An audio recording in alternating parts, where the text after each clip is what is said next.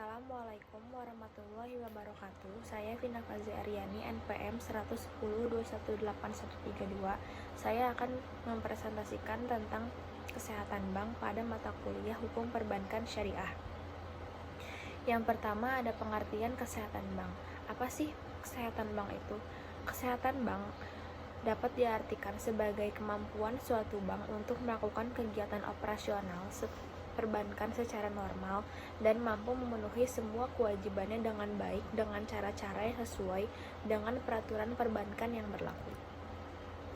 Kemudian ada fungsi dari kesehatan bank. Fungsi kesehatan bank itu ada sebagai lembaga intermediasi, sebagai memperlancar sistem pembayaran, dan sebagai lembaga perantara kebijakan moneter. Selanjutnya ada strategi pengawasan kesehatan bank. Strategi pengawasan kesehatan bank ini terdiri dari 3 tahap. Yang pertama, pengawasan normal, yaitu artinya bank yang memenuhi kriteria yang tidak memiliki potensi atau tidak membahayakan kelangsungan usahanya. Yang kedua, ada pengawasan intensif, yaitu artinya bank yang memiliki potensi kesulitan yang dapat membahayakan kelangsungan usahanya.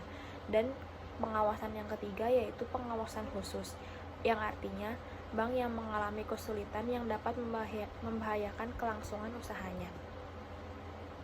Selanjutnya ada sanksi-sanksi terhadap pelanggaran ketentuan. Sanksinya ada 2 macam, yaitu sanksi administratif dan sanksi pidana.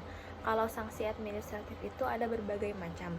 Yang pertama ada denda uang, yang kedua ada teguran tertulis, yang ketiga ada penurunan tingkat kesehatan bank, yang keempat ada larangan clearing, yang kelima ada pembekuan kegiatan usaha tertentu, yang keenam pemberhentian pengurus bank, dan yang terakhir pencantuman pengurus, pegawai atau pemegang saham dalam daftar orang-orang tercela. Kemudian ada penilaian tingkat kesehatan bank. Tingkat kesehatan bank ini ada 6, yang bisa kita sebut sebagai KAMELS. Yang pertama ada kapital atau modal, yang kedua ada aset atau kualitas aktiva, yang ketiga manajemen, yang keempat earning atau pendapatan, yang kelima likuiditasi atau likuiditas, dan yang keenam ada sensitivitas atau sensitif. Bank Indonesia menilai tingkat bank dapat menggunakan pendekatan kualitas atas berbagai aspek yang berpengaruh terhadap kondisi suatu bank. KAMEL pertama kali diperkenalkan di Indonesia sejak dikeluarkan pada Februari 1991 mengenai sifat-sifat kehati-hatian bank. Analisis KAMEL digunakan untuk menganalisis dan mengevaluasi kinerja keuangan bank umum di Indonesia. Selanjutnya ada tujuan penilaian tingkat kesehatan bank, yaitu sebagai salah satu sarana untuk meningkatkan strategi usaha di masa yang akan datang dan salah satu sarana untuk penetapan dan implementasi strategi pengawasan bank.